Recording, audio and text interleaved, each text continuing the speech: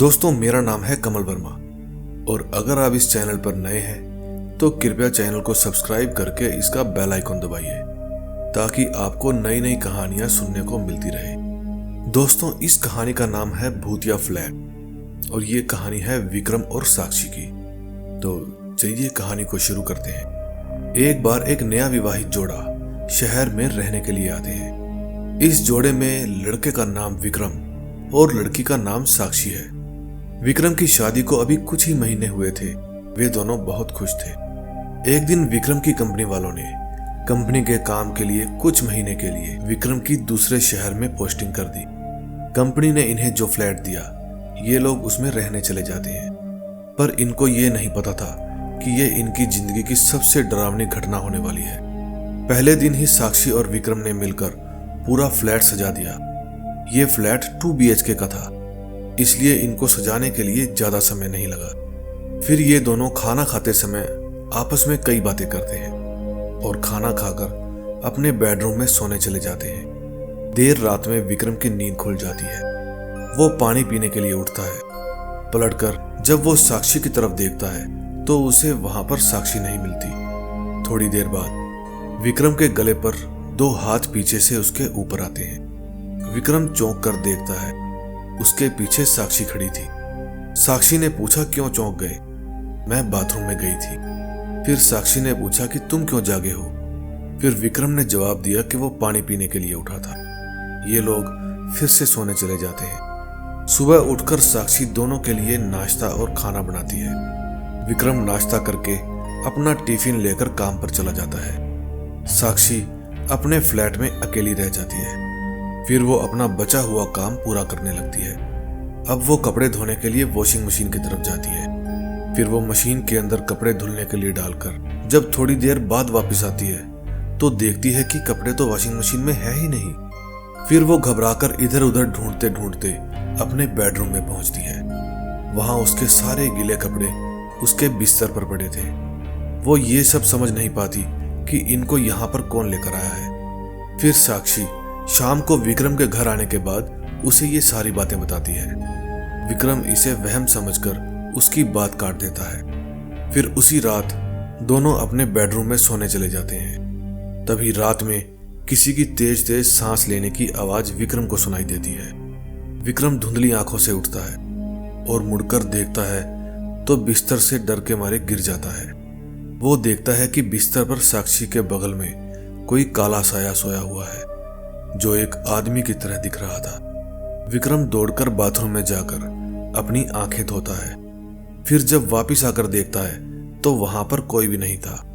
विक्रम को लगता है कि उसे ठीक से न सोने के कारण भ्रम हो रहा है। इसी तरह 1 हफ्ता बीतने के बाद दोनों अब तक कई बार डर का सामना कर चुके थे, पर वो उसे भ्रम मानकर बार बार टाल देते थे। फिर एक दिन रात में दोनों अपने बिस्तर पर सोए हुए थे।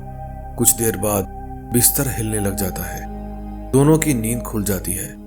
पहले जब साक्षी उठती है तो सब कुछ नॉर्मल होता है। फिर भी वो चेक करने के लिए बिस्तर के नीचे झांकती है और जैसे ही वो बिस्तर के नीचे झांकती है कोई उसके बाल पकड़ लेता है और उसे बिस्तर के नीचे खींच लेता है। साक्षी चिल्लाती है तो विक्रम भी जाग जाता है और वो बिस्तर के नीचे उतरकर साक्षी को देखता है और नीचे का नजारा देखते ही वो पीछे की तरफ गिर जाता है। वो देखता है कि साक्षी जमीन पर लेटी हुई है और उसी की तरफ देख रही है और साक्षी के पीछे कोई साया है जो साक्षी का सिर जमीन पर दबाए हुए था।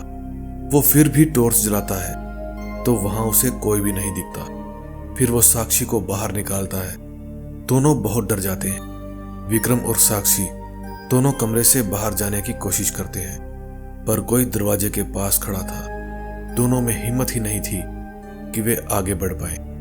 तभी विक्रम अपनी टॉर्च जलाने की सोचता है, लेकिन टॉर्च काम नहीं करती। इस दौरान वो देखता है कि साक्षी उसके बगल में नहीं है। वो इधर उधर देखता है। जब वो इधर उधर देखता है तो साक्षी दरवाजे के पास खड़ी थी और डर के इशारे में कहती है, वो तुम्हारे पीछे है। विक्रम डरते हुए पीछे पलटता है। तभी उसे एक जोर का मुक्का पड़ता है जिससे वो जमीन पर गिर जाता है। उसके बाद वो जो भी था विक्रम के ऊपर सामान से हमला करता है। विक्रम को काफी चोटें भी आती है। उधर साक्षी दरवाजा खोलने में कामयाब हो जाती है। वो तुरंत विक्रम को उठाती है और वहां से निकलने लगती है।